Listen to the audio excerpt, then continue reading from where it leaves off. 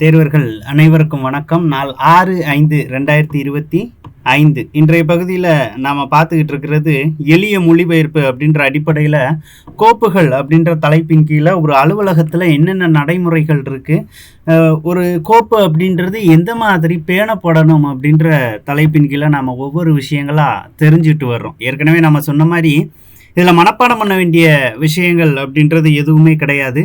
ஒரு அரசு பணியாளன் ஆக போகிறோம் அப்படின்ற அடிப்படையில் ஒரு அலுவலகத்தில் எந்த மாதிரியான நடைமுறை இருக்குது அப்படின்ற பற்றின புரிதல் நம்ம எல்லாத்துக்கும் நிச்சயமாக இருக்கணும் அப்படின்ற ஒரே கண்ணோட்டத்தில் இந்த பகுதியை நாம் அணுகுனா போதுமானது. அந்த வகையில் கடந்த வகுப்பில் நாம் லிங்க்டு ஃபைல்ஸ் வரைக்கும் பார்த்துருப்போம் இல்லையா, இணைப்பு கோப்புகள் லிங்கிங் ஃபைல்ஸ் வரைக்கும் பார்த்துருப்போம். அதனை தொடர்ச்சியாக இந்த பகுதியில் நாம் பார்க்க போகிறது எதை பற்றி, குறிப்பு கோப்பு அப்படின்றது. குறிப்பு அப்படின்ற பேர்லேயே இருக்குது இல்லையா. என்ன சொல்லுவோம், நாம் நோட்ஸ் எடுக்கிறது அப்படின்னு சொல்லுவோம் இல்லையா. இந்த நோட் ஃபைல் குறிப்பு கோப்பு அப்படின்றது என்ன அப்படின்னு கேட்டோம்னா, ஒரு புக்கை நீங்கள் எடுக்கிறீங்க, அந்த புக்கில் ஏதாவது ஒரு லெசனும் ஏதாவது ஒரு பக்கத்தை எடுக்கணும் அப்படின்னா டக்குன்னு நாம் எதைத்தான் தேடுவோம், இன்டெக்ஸ் அப்படின்ற ஒரு விஷயம் இருக்கும் இல்லையா, முன்னாடி முகவுரை அப்படின்றது. அதுதான் அந்த புத்தகத்தினுடைய சாராம்சத்தை வெளிப்படுத்தக்கூடிய ஒரு விஷயமா இருக்கும். அதே மாதிரி தான் நீங்கள் ஒரு கோப்பை எடுக்கிறீங்க அப்படின்னா அதில் ஏதோ ஒரு பேப்பர் இல்லைன்னா ஏதோ ஒரு ஆவணத்தை எடுக்கணும் அப்படின்னா முழு கோப்பையும் போட்டு பெரட்டிகிட்டு இருக்க வேண்டிய அவசியம் கிடையாது. இந்த நோட் ஃபைல் என்னென்னலாம் சொல்லும் அப்படின்னா, அந்த நீங்கள் தேடக்கூடிய அந்த ஆவணம் எந்த இடத்துல, அதாவது எத்தனாவது தாளாக இருக்குது அப்படின்றத சொல்லும், எந்த தேதியில் அது ஒப்புதல் பெறப்பட்டிருக்கு அப்படின்றத சொல்லும், அந்த குறிப்பிட்ட கடிதத்திலேயோ ஆவணத்திலேயோ நீங்கள் மேற்கோள்கள் பார்வை அப்படின்றதுல என்னென்ன ஆவணங்களை காமிச்சிருக்கீங்க அப்படின்றத சொல்லும். சரியா. அப்போ அந்த குறிப்பு கோப்பு அப்படின்றது அது கிட்டத்தட்ட அந்த மிகப்பெரிய ஒரு கோப்பினுடைய ஜாதகம் மாதிரி. சரியா. அப்போ அந்த ஜாதகத்தை பற்றி தான் இப்போ நாம் தெரிஞ்சுக்க போகிறோம். மிகச்சிறிய குறிப்புரை தவிர மற்ற எதையும் கடிதங்களின் மீது எழுதக்கூடாது. முக்கியமான கோப்புகளில் நடப்பு கோப்பும் குறிப்பு கோப்பும் இருக்கும். அப்போ மிக முக்கியமாக நம்ம பேணக்கூடிய ஒரு டாக்குமெண்ட் இருக்குது அப்படின்னா அதில் நடப்பு கோப்பு அப்படின்றது அதில் எடுக்கப்பட்ட நடவடிக்கைகளை விவரிக்கும். குறிப்பு கோப்பு அப்படின்றது அதன் பற்றிய ஒரு குறிப்புகளை நமக்கு விவரிச்சிருக்கும். எடுத்துக்காட்டுக்கு சொல்கிறேன், ஒரு ஒரு பொதுமக்கள் ஒரு அப்ளிகேஷன் கொடுக்குறாங்க அப்படின்னா இந்த அப்ளிகேஷன் இந்த தேதியில் பெறப்பட்டிருக்கு நமது அலுவலகத்தில், அதனால் நம்மளுடைய மேலதிகாரியினுடைய பார்வைக்கு இதை நாம் சமர்ப்பிக்கிறோம் அப்படின்ற வாசகம் மட்டும்தான் எதில் இருக்கும், இந்த குறிப்பு கோப்பில் இருக்கும். நடப்பு கோப்பு அப்படின்றது என்னது, அந்த அப்ளிகேஷன், அந்த விண்ணப்பம் தான். அப்போ அதில் மேலதிகாரி மறுபடி எழுதுவார், இந்த விண்ணப்பத்தின் மீது இந்த மாதிரியான நடவடிக்கை எடுங்க அப்படின்னு எதில் தான் எழுதுவார், குறிப்பு கோப்பில் எழுதுவார். அந்த நடவடிக்கையை நாம் எடுத்துட்டு அந்த நடவடிக்கையினுடைய முடிவு என்ன அப்படின்றத என்னதான் எழுதுவோம், குறிப்பு கோப்பில் அடுத்ததாக எழுதுவோம். ஸோ இந்த நடவடிக்கை எடுக்கப்பட்டது, மேலும் அறிவுரை வேண்டி சமர்ப்பிக்கப்படுகிறது அப்படின்னு எழுதி நம்மளுடைய கையொப்பம் விடுவோம். சரியா. அப்போ இந்த மாதிரியான ஒரு கம்யூனிகேஷன் இதைத்தான் இந்த குறிப்பு கோப்பு அப்படின்றது சுமக்குது. குறிப்புரைகளை தாளின் இரு பக்கங்களிலும் எழுத வேண்டும். இந்த தாள் 2 வகைப்படும். ஒன்றில் ஓரக்கோடு தாளின் மையத்திலும் மற்றொன்றில் 3/1 அளவிலும் போடப்பட்டு இருக்கும். இந்த தாள் அப்படின்னு சொல்லியிருக்கிறது வேற ஒன்றுமே இல்லை, ஒரு A4 ஷீட்டு தான். சரியா. எந்த ஒரு கோப்பு பேணப்படுவதாக இருந்தாலும் அதில் முதல்ல ஒரு A4 ஷீட் இருக்கும். அதுதான் என்னது, குறிப்பு கோப்பு, நோட் ஃபைல் அப்படின்னு சொல்லுவாங்க. சரியா. நாம் ஏற்கனவே சொன்ன மாதிரி இந்த நோட் ஃபைலில் இருக்கக்கூடிய அந்த A4 ஷீட் 2 விதமாக அதில் வச்சுருப்பாங்க. ஒன்று, அந்த தாளை அப்படியே நடுப்பக்கம் அடித்து, அதாவது இந்த நீல வாட்டத்தில் இருக்குதுன்னு வச்சுக்கோங்க, இந்த நடுப்பக்கத்தை இப்படி மடித்து வச்சுருப்பாங்க. கிட்டத்தட்ட ஒரு ஒரு பத்திரத்தை, ஒரு டாக்குமெண்ட்டை நாம் எப்படி மடித்து வச்சுருப்போம் அந்த மாதிரி. இன்னொன்று, நாம் மார்ஜின் போடுவோம் இல்லையா, எப்போவுமே ஒரு A4 ஷீட்டில் ஒரு மார்ஜின் போடுவோம்ல, அந்த மாதிரி மார்ஜின் வரையாமல் இந்த பகுதியை மட்டும் மடித்து வச்சுருப்பாங்க. இப்போ இந்த 2 விதமாகவும் நமக்கு இதில் இடம்பெறும். இந்த ரெண்டும் எதற்கு உதவுது அப்படின்னா, சட்டங்களிலோ இல்லை என்றால் பின்பற்றக்கூடிய வழிமுறைகளிலோ ஏதாவது மாற்றங்கள் திருத்தங்கள் கொண்டு வரப்பட்டால் அது இந்த மாதிரியான தாளில் நமக்கு பதிவேற்றப்படும். அதே நேரத்தில் வழக்கமாக அந்த கோப்பு மேலே எந்த மாதிரியான நடவடிக்கை மேற்கொண்டாலும் அதை நாம் இதில் எழுதுவோம். விண்ணப்பம் பெறப்பட்டிருக்கு அப்படின்னு எழுதுவோம். இந்த நடவடிக்கை இது மேலே நாம் எடுத்திருக்கோம், இல்லை இந்த கோப்பு அப்படின்றது முடிவுக்கு வந்துருச்சு, இதை நாம் முடிக்கலாம், இந்த கோப்பு இனி தேவையில்லை, இதை நாம் முடிக்கலாம் அப்படின்னு மேலதிகாரிக்கு ஒப்புதல் கேட்டு எழுதுவோம். ஆனால் இதில் என்னது, அவ்வளவு காலம் பின்பற்றி வந்த சட்டத்திட்டங்களில் வழிமுறைகளில் ஏதோ ஒரு மாற்றம் இருந்தால் அது இந்த மாதிரியான நோட் ஃபைலில் குறிக்கப்பட்டிருக்கும். சரியா. அதை தான் நமக்கு சொல்லியிருப்பாங்க, விதிகளிலோ அல்லது சட்டத்திலோ திருத்தம் செய்யப்படுவதா இருந்து பல பொருட்கள் குறித்து அதில் உத்தரவுகள் பிறப்பிக்க வேண்டி இருக்கும் போது முதலில் சொன்ன தாள்களை பயன்படுத்த வேண்டும். முதல்ல சொன்னது என்னது? ஒரு தாளை அப்படியே இரண்டாக நடுப்பக்கமாக மடித்து பயன்படுத்துவது. அந்த தாளை பார்த்த உடனே தெரியும் இது ரொம்ப முக்கியமானது, அதிமுக்கியமானது, ஒரு மிகப்பெரிய மாற்றத்தை அந்த அலுவலகத்தில் கொண்டு வந்திருக்கு அப்படின்னு சொல்லக்கூடிய ஒரு அமைப்பை கொண்ட தாளாக அது இருக்கும். ஒரு பொருள் தொடர்பான குறிப்புரை அது தோன்றியது முதல் அதன் மீது இறுதியான ஆணைகள் பிறப்பிக்கும் வரை தொடர்ச்சியாக இருக்க வேண்டும். குறிப்புரை கோப்பும் நடப்பு கோப்பும் தனித்தனியே இருக்க வேண்டும். குறிப்புரை கோப்பின் பக்கங்களுக்கு கருப்பு மையில் தாளின் இருபக்கமும் தொடரெண் போட வேண்டும். மஞ்சள் நிறத்தால் ஒன்று கோப்புக்கு மேல் அட்டையாக வைக்க வேண்டும். இது நாம் பொதுவாகவே மஞ்சள் நிறத்தால் அப்படின்றது இப்போ காக்கி கலரில் பயன்படுத்தப்படுதுன்னு வச்சுக்கோங்களேன், ரேப்பர் ஷீட்டுன்னு சொல்லுவோம் காமனாக. சரியா? அப்போ அந்த குறிப்பு கோப்பில் என்ன மை பயன்படுத்தி தான் நம்பர் போடணுமா? கருப்பு மை பயன்படுத்தி தான் எண்கள் அப்படின்றது போடணும். குறிப்பு கோப்பும் நடப்பு கோப்பும் தனித்தனியாக இருக்கணும் அப்படின்னு சொல்லியிருக்கிறாங்க. குறிப்பு கோப்பில் என்னென்னலாம் இருக்கும்? அந்த ஆவணம் ஆரம்பத்திலேருந்து முடித்த வரைக்கும் எல்லாமே இருக்கும். எடுத்துக்காட்டுக்கு சொல்கிறேனே, ஒரு ஆதாரில் நாம் கரெக்ஷன் பண்ணணும் அப்படின்னா டக்குன்னு ஒரு சேவாவில் போய் நம்ம பண்ணிடுறோம். ஒருவேளை இது ஒரு அலுவலக நடைமுறையாக இருந்தால் எப்படி பண்ணுவாங்க அப்படின்னா, ஆதாரை திருத்தம் பண்ணுறதுக்கு ஒரு விண்ணப்பம் கொடுத்துருப்பாங்க. அந்த விண்ணப்பம் பெறப்பட்டிருக்கும், அதை நோட் ஃபைலில் எழுதுவாங்க. அப்போ இந்த விண்ணப்பதாரனுடைய கோரிக்கை இதுவாக இருக்குது, இதுக்கு என்ன பண்ணலாம் அப்படின்னு மேலதிகாரிகிட்ட கேட்பாங்க. என்ன பண்ணலாம்னு நமக்கு தெரியும், ஆனால் நாம் அதை தன்னிச்சையாக செயல்படுத்தக்கூடாது. உயர் அதிகாரியினுடைய ஒப்புதலை பெறணும் அப்படின்ற பட்சத்தில் உயர் அதிகாரிக்கு அதை வைப்போம். அவர் சொல்லுவார், இந்த திருத்தத்தை நீங்கள் மேற்கொள்ளலாம் அப்படின்னு சொல்லுவாங்க. திருத்தத்தை மேற்கொள்கிறதுக்கு முன்னாடி என்ன பண்ணணும்?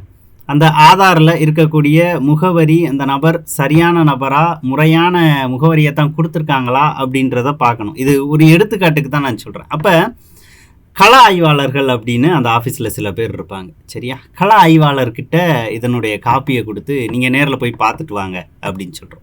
அந்த கள ஆய்வாளர் நேராக அவர் வீட்டுக்கு போயிட்டு அவர் தான் அங்கே இருக்கிறாரா, அவருடைய அட்ரஸ் சரிதானா எல்லாமே செக் பண்ணிட்டு வந்து ஒரு ரிப்போர்ட் போட்டு கொடுப்பார். அப்போ அந்த ரிப்போர்ட்டை பார்வையில் காமிச்சு இப்படி அறிக்கை பெறப்பட்டுள்ளது, எனவே அறிவுரை வேண்டி சமர்ப்பிக்கப்படுகிறதுன்னு மறுபடியும் வைப்போம். அப்போ நம்மளுடைய உயர் அதிகாரியும் அந்த கள ஆய்வாளரினுடைய அந்த ரிப்போர்ட் அறிக்கையை படிப்பாங்க. ஓகே, ரிப்போர்ட் பெற்றுட்டோம், நீங்கள் இந்த மாற்றத்தை மேற்கொள்ளலாம். இல்லை அப்படின்னா அவர் கொடுத்த தகவல்கள் உண்மையானது அல்ல, இந்த விண்ணப்பத்தை நிராகரிக்கலாம் அப்படின்னு உயர் அதிகாரி நமக்கு சொல்லலாம் இல்லையா? அப்போ அவங்க என்ன வழிமுறை சொல்லியிருக்கிறாங்களோ அதை பின்பற்றிடுவோம். நம்ம பின்பற்றிட்டு இந்த கோப்பில் மேலே எதுவுமே நடவடிக்கை இல்லை, அதனால் இந்த கோப்பை முடிச்சு வச்சிடலாம் அப்படின்னு சொல்லுவோம். நாம் அதை பின்னாடி படிப்போம். ஓமு ஃபைல் அப்படின்னு சொல்லுவோம். ஓராண்டு முடிவிற்கு கொண்டு வரலாம் அப்படின்ட்டு, இல்லைன்னா 7 ஆண்டு 3 ஆண்டு இப்படின்னு நிறைய இருக்குது இல்லையா? அப்போ 10 ஆண்டு பாமு அப்படின்னு போடுவோம். சரிங்களா? இப்படி வகைப்பாடுகள் இருக்குது. அப்போ எந்த விதமான நடவடிக்கைகளும் இல்லை, தேவையானது இல்லை அப்படின்னா ஓராண்டுலேயே நம்ம முடிவுக்கு கொண்டு வந்துடுவோம். சரிங்களா? அப்போ இப்போ நான் சொன்னதிலே வெறும் ஆதாரையே ஒரு அலுவலக நடவடிக்கையாக கொண்டு வந்தால் பாருங்கள், ஒரு 5 நடவடிக்கைகள் நமக்கு கிடச்சிருச்சா? அப்போ இந்த மாதிரி தான் எந்த ஒரு செயல்பாடு எடுத்துக்கிட்டாலும் குறிப்புரை அப்படின்றது இதைத்தான் தாங்கி நிற்கும் அப்படின்றது தான். ஒவ்வொரு நடவடிக்கையும் அதில் நமக்கு தெரிஞ்சிடும், அதில் பதியப்பட்டிருக்கணும். குறிப்பு கோப்பின் முதல் பக்க துவக்கத்தில் கோப்பின் தலைப்பை எழுத வேண்டும். இத்தலைப்பு தன் பதிவேட்டில் 4வது களத்தில் உள்ளதை போல ஒத்திருக்க வேண்டும் அப்படின்னு சொல்லுவாங்க. அதாவது குறிப்பு கோப்பில் எது பற்றினது அப்படின்ற தலைப்பு கொடுக்கணும். பொருள் அப்படின்னு போடுவாங்க. சரிங்களா? எடுத்துக்காட்டுக்கு ஒரு தொழிற்பேட்டை, தூத்துக்குடியில் ஒரு தொழிற்பேட்டை துவங்குவதற்கான ஒரு ப்ரொபோசல் அப்படின்னு வச்சுக்கலாம். ஓகேவா? தூத்துக்குடியில் தொழிற்பேட்டை துவங்குவது ஹைஃபன் போட்டு தொடர்பாக அப்படின்னு நம்ம பொதுவாக எழுதிடலாம் அதை. அப்போ அதுதான் அந்த பதிவுக்கான அந்த கோப்புக்கான ஒரு தலைப்பு. அதற்கு ஒரு எண்ணும் கொடுத்துருவாங்க. சரிங்களா? ஏன்னா ஒரு அலுவலகத்துக்குள்ளே எந்த ஒரு கோப்பு வந்தாலும் அது உயர் அதிகாரியினுடைய கையொப்பமிட்டு தான் வரணும். அதோட அமைப்பு எப்படி இருக்கும் தெரியுமா? ஒரு கோப்பு வருது அப்படின்னா அந்த இடத்துல அவங்க சைன் பண்ணிடுவாங்க. அதே நேரத்தில் மேலே பதிவுரை எழுத்தர் அப்படின்னு சொல்லுவாங்க, அவங்களுக்கு நேராக அந்த இதில் சீல் பண்ணிடுவாங்க. ஒரு சீல் பண்ணி அதில் ஒரு எண் கொடுத்து தான் நமக்கு வரும். இப்போ நம்ம என்ன பண்ணுவோம், நம்மளுடைய தன் பதிவேடு அப்படின்னு சொல்லுவோம் இல்லையா, பிஆர் அப்படின்னு சொல்லுவோம்.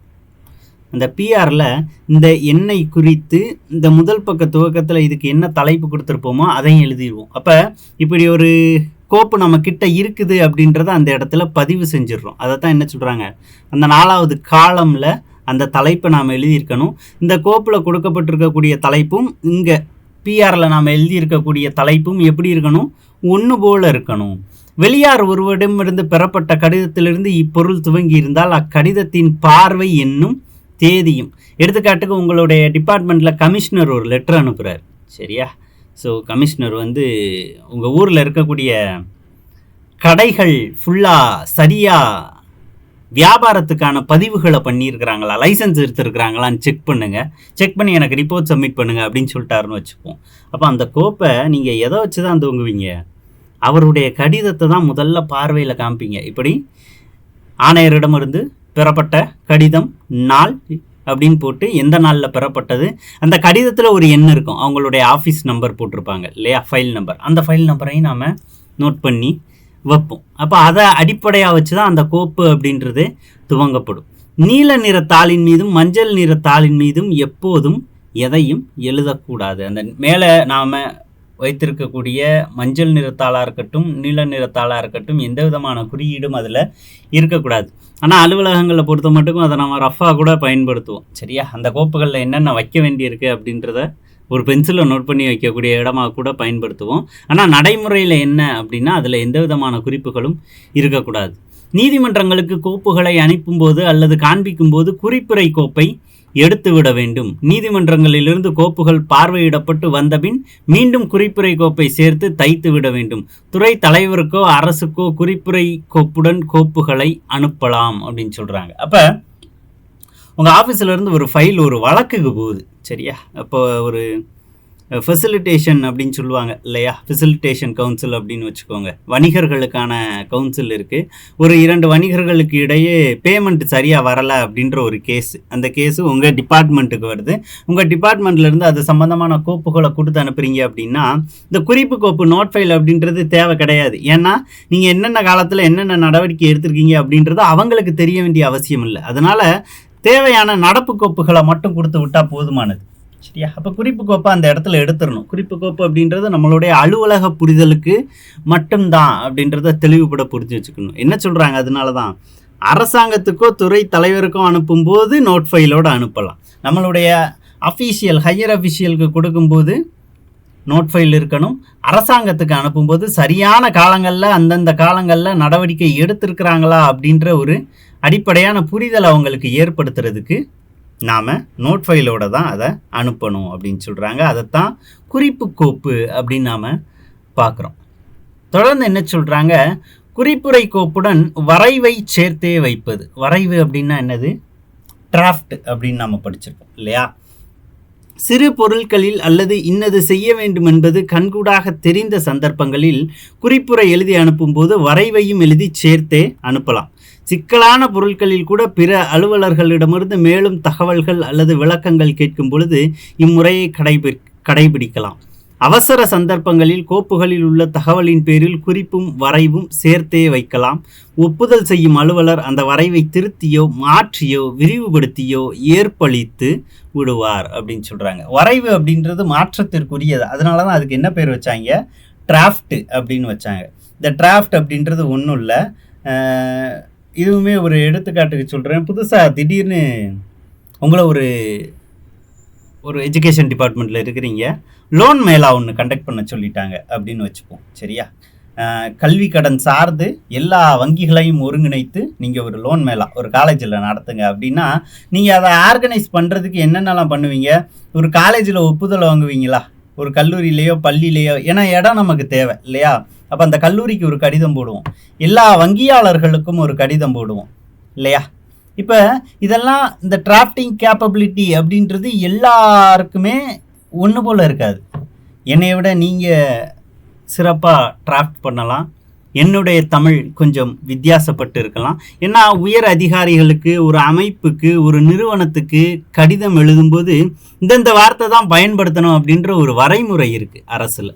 அப்போ நீங்கள் ஃபஸ்ட்டு ஒரு லெட்டரை ரஃப்பாக டைப் பண்ணி வச்சுட்டீங்க, அதை தான் என்ன சொல்கிறாங்க, டிராஃப்ட்டுன்னு வச்சுட்டீங்கன்னு வச்சுப்போம். அதை உங்களுடைய உயர் அதிகாரி என்ன பண்ணுவார், டிராஃப்ட் எழுதி வச்சுருக்கீங்க அப்படின்னா இல்லை இதை இப்படி மாற்றலாம் அப்படின்னு திருத்தம் பண்ணுவார். அதை திருத்தம் பண்ணி அதற்கு ஒப்புதல் கொடுத்துட்டு மறுபடி குறிப்பு கோப்புலையும் கையெழுத்து போட்டுருவாங்க. ரெண்டாவது நீங்கள் என்ன பண்ணணும், அந்த திருத்தம் பண்ணதை எடுத்து அந்த திருத்தங்களை பண்ணி இந்த 2 பேப்பரையும் சேர்த்து உயர் அதிகாரிகள் ஒப்புதல் பெறுவதற்காக வைக்கணும். 2வது தடவை அவர் செக் பண்ணுவார், நாம் என்னென்ன கரெக்ஷன்ஸ்லாம் சொல்லி இருக்கிறோம் அதை அவங்க சரியாக திருத்தி இருக்கிறாங்களா அப்படின்னு பார்த்துட்டு கையெழுத்து போடுவாங்க. அதுக்கப்புறம் அந்த கடிதமானது அங்கேருந்து என்ன ஆகும், டெஸ்பேட்ச் ஆகும் இல்லையா. அலுவலக தலைவர் மேலும் ஏதேனும் தகவல்கள் பிரிவிலிருந்து கேட்டால் சட்டப்பிரிவு, விதிகள், முன்வரலாறு ஆகியவளை விளக்கி விளக்கமான குறிப்புரை வைக்க வேண்டும். வரைவு முழுமையாக இல்லாததாக அலுவலக தலைவருக்கு தோன்றினால் அதை விளக்கி ஒரு குறிப்புரை இருக்க வேண்டும். குறிப்புரையும் வரைவும் ஒரே மாதிரியாக இருத்தல் கூடாது. குறிப்புரை அப்படின்றது எதை மட்டும்தான் சுமந்து நிற்கணும், வார்த்தையிலே இருக்குது, குறிப்பு மட்டும்தான், நோட்ஸ் மட்டும்தான் இருக்கணும். ரொம்ப தெளிவாக வளவலன்னு அதில் எழுதிட்டு இருக்க வேண்டிய அவசியமே இல்லை. சொல்லப்போனால் ஒரு 400 பக்கம் இருக்கக்கூடிய கோப்பினுடைய நோட் ஃபைல், குறிப்பு கோப்பு அப்படின்றது ஒரு 8 பக்கம்தான் இருக்கும். சரியா? ஸோ அந்த மாதிரி பயன்படுத்தினா போதுமானது. வரைவை வைக்கும்போது வரைவு ஒப்புதலுக்கு அனுப்பப்படுகிறது என்ற வார்த்தைகளுடன் குறிப்புரையில் இறுதியில் தேதியுடன் சுருக்கொப்பும் செய்ய வேண்டும். ஆமாம், இப்போ ஒரு கல்லூரிக்கே அனுப்புறீங்கன்னு வச்சுப்போம். நம்முடைய ஆணையர் அவர்களினுடைய எடுத்துக்காட்டுக்கு சொல்கிறேன், நம்முடைய ஆணையர் அவர்களுடைய ஆணைக்கிணங்க வருகிற ஒரு 10/5/2025 அன்று ஒரு குறிப்பிட்ட கல்லூரியில் எஜுகேஷன் லோன் மேளா கல்விக்கடன் முகாம் நடத்துவதற்கான ஒப்புதலை பெறும் பொருட்டு கல்வி நிறுவனங்களுக்கும் வங்கியாளர்களுக்கும் அனுப்பும் பொருட்டு கடித வரைவு ஒப்புதலுக்காக சமர்ப்பிக்கப்படுகிறது. இந்த மாதிரி எழுதலாம். சரிங்களா? அப்போ இது ஒரு 3 லைன் தான் வரும் குறிப்பு கோப்பில். அப்போ ஒப்புதலுக்கு சமர்ப்பிக்கப்படுகிறது அப்படின்னா அவர் ஒப்புதல் செய்யலாம், இல்லைன்னா அதில் திருத்தத்தை மேற்கொண்டு அனுப்பலாம். ஒரு செய்தி அல்லது உத்தரவை அனுப்பும்போது அதன் தேதி, யாருக்கு அனுப்பப்படுகிறது என்பதை வரைவு, பணிந்து அனுப்பப்படுகிறது என்ற வார்த்தைகளை கீழே எழுத வேண்டும் அப்படின்னு சொல்கிறாங்க. அப்போ யாருக்கு அனுப்புகிறோன்றதை நம்ம சொல்லிட்டோம் இல்லையா, கல்வி நிறுவனங்கள், வங்கியாளர்கள் அப்படின்னு சொல்லிட்டோம். கடித வரைவு அப்படின்னு தான் நம்ம மென்ஷன் பண்ணுறோம், டிராஃப்ட் தான் இல்லையா. அப்போ அதன் மீது உயர் அதிகாரிகள் திருத்தத்தை மேற்கொண்டு நமக்கு தொடர்ந்து அதை ஃபேர் காப்பி ஆக்கிறதுக்கு ஏதுவான ஒன்றா நமக்கு அனுப்புவாங்க. இதுதான் என்னது, குறிப்பு கோப்புக்கும் நடப்பு கோப்புக்கும் இருக்கக்கூடிய முதன்மையான வேறுபாடு. ஒரு கோப்பில் வேறொரு பொருள் பற்றிய பிரச்சனை எழுந்தால் புதிய கோப்பு தொடங்குதல். ஒரு பொருள் பற்றி நடவடிக்கை எடுக்கும்போது புதிய பொருள் ஒன்று எழுந்தால் அந்த புதிய பொருள் மீது தனியே நடவடிக்கை எடுப்பது விரும்பத்தக்கது என்றால் அந்த கோப்பின் பகுதிகளுக்கும் அப்புதிய பொருளுக்கு சம்பந்தப்பட்ட குறிப்புரை கோப்பு பகுதிகளுக்கும் உரிய படிவங்களை எடுத்து எழுதி இவற்றுடன் தனிக்கோப்பு ஒன்றை தொடங்க வேண்டும். இதை புதிய கோப்பாக கருதி பதிவு செய்து அதற்கு பதிவு எண் வழங்க வேண்டும். எடுத்துக்காட்டுக்கு ஒரு ஒரு ஒரு அலுவலகத்துக்கு மனு வருதுன்னு வச்சுப்போம். மண்டே பெட்டிஷன்லாம் நீங்கள் கேள்விப்பட்டிருப்பீங்க இல்லையா, திங்கள் மனு நாள் அப்படின்னு சொல்லுவோம். இப்போ இந்த திங்கள் மனு நாளில் நேரடியாக மனுக்களும் மக்களால் கொண்டு வந்து அளிக்கப்படுகிறது. அதே நேரத்தில் உதவி எண்கள் மூலம் ஃபோன் பண்ணியும் பெட்டிஷன்ஸை ஃபைல் பண்ணுறாங்க. இந்த பெட்டிஷன்ஸ் ஃபைல் பண்ணுற பெட்டிஷன்ஸ் எப்படி வரும் அப்படின்னா, ஒவ்வொரு அலுவலகத்தினுடைய லாகின்க்கும், சரியா, லாகின்க்கும் ஆன்லைன்லேயே வந்துடும். இதற்கு அதிகாரிகள் வாயிலாக கையெழுத்து வாங்கி லாகின் பண்ணி ஆன்லைன்லேயே அதற்கான பதிலை கொடுத்துருவாங்க. அப்போ வலைதளம் வாயிலாக பெட்டிஷன் வருது, நேரடியாக கைகளில் வருது. சரியா, நேரடியாக மக்கள் கொண்டு வந்து கொடுக்குறாங்க. எப்போ மண்டே பெட்டிஷன் திங்கள் மனு நாளில் வந்து கொடுக்குறாங்க அப்படின்னு வச்சுப்போம்.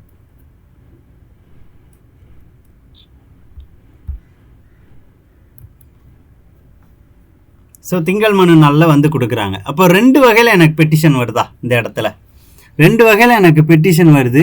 அப்போ 2ஐயும் நான் ஒரே ஃபைலில் நான் மெயின்டைன் பண்ண முடியாது. அப்போ நான் என்ன பண்ணணும், அந்த இடத்துல தனித்தனி ஃபைல் மெயின்டைன் பண்ணணும். அப்படின்ற பட்சத்தில் நான் வேறொரு புதிய கோப்புகளை தொடங்கணும். அப்படி தொடங்கணும் அப்படின்னா என்ன பண்ணணும், ஏற்கனவே நான் நோட் ஃபைல் எழுதியிருக்கிறேன் இல்லையா, அதில் நான் மென்ஷன் பண்ணணும், புதிய கோப்பு தொடங்கும் பொருட்டு ஒப்புதல் பெறப்படுகிறது அப்படின்னு நான் மென்ஷன் பண்ணி ஒரு ஒப்புதல் வாங்கிட்டேன் அப்படின்னா ஒரு புது ஃபைல் நான் தொடங்கிடுவேன். அந்த புது ஃபைல்லே என்ன பண்ணியிருக்கணும், நம்பர் போட்டிருக்கணும். எடுத்துக்காட்டுக்கு ஆன்லைனில் எனக்கு பெட்டிஷன்ஸ் வந்துக்கிட்டு இருக்கு, நேரடியாக கைகளில் ஒரு பெட்டிஷன் வந்திருக்குது, இதற்கு நான் பதில் கொடுக்கணும். அப்போ ஏற்கனவே ஒரு கோப்பு துவங்கியிருக்கிறேன், அதில் வலைதள மனுக்கள் அப்படின்னு போட்டிருக்கிறேன்னு வச்சுக்கோ, எடுத்துக்காட்டுக்கு சொல்கிறேன். அப்போ வலைதள மனுக்கள் மட்டும்தான் இதில் போடணும். ஆனால் மூணாவதாக எனக்கு நேரடியாக கைகளில் கொடுக்கப்பட்டதுமே என்னது, மனு தான். அப்போ அந்த மனுவை நான் இதே கோப்பில் போட முடியாது.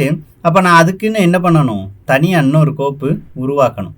இந்த கோப்பில் ஒரு நம்பர் கொடுக்கணும். அந்த நம்பர் என்ன, முதல் மனுவாக பெற்றிருக்கிறேன் இல்லையா, இதை என்னுடைய உயர் அதிகாரி கையெழுத்து போட்டு என்னுடைய பதிவுரை எழுத்தர் ஒரு நம்பர் கொடுத்துருப்பாங்க. அதைத்தான் நான் இந்த புதிய கோப்புக்கு கொடுக்கணும். ஸோ அப்படி தான் ஒரு ஃபைல் அப்படின்றது துவங்கப்பட வேண்டும் அப்படின்றது தான். அப்போ அந்த புதிய ஃபைல் நான் துவங்கியிருக்கிறேன் அப்படின்னா அதை என்னுடைய பிஆரில் மென்ஷன் பண்ணிடுவேன் இல்லையா, தன்பதிவேடு அப்படின்னு சொல்லுவாங்க. அதிலையும் நான் எடுத்து எழுதிடுவேன். புத்தகங்கள், சட்டங்கள் ஆகியவைகளை மேற்கோள் காட்டுதல். ஒரு குறிப்புரையில் ஒரு நூலை பற்றி குறிப்பிடுகையில் அந்த நூலில் பொருத்தமான பக்கம், பத்தி, பகுதி முதலியவற்றை எழுதி அந்த நூல் பார்வை நூல்களின் பட்டியல் இருந்தால் அதன் எண்ணை குறிக்க வேண்டும். இத்தகைய பார்வை நூல்களை அலுவலக தலைவர் தமது அலுவலக மேசை மீது எப்போதும் வைத்திருப்பார். இந்த நூல்களின் பட்டியல்களுக்கு நகல் ஒன்று எடுத்து அலுவலக தலைவர் மேசையில் வைக்க வேண்டும். அதற்குரிய நகலை எழுத்தர் ஒவ்வொருவருக்கும் கொடுக்க வேண்டும். மேற்படி பட்டியலில் இடம்பெறாத ஒரு நூல் குறிப்புரையில் குறிக்கப்பட்டிருந்தால் அதை பார்வைக்கு வைத்து அனுப்ப வேண்டும். சட்ட புத்தகத்தை ஆதாரம் காட்டி அனுப்பும்போது சட்டத்தின் பெயர், சட்ட எண், வருடம், மையச் சட்டமா மாநில சட்டமா என்ற விவரங்களை குறிக்க வேண்டும்.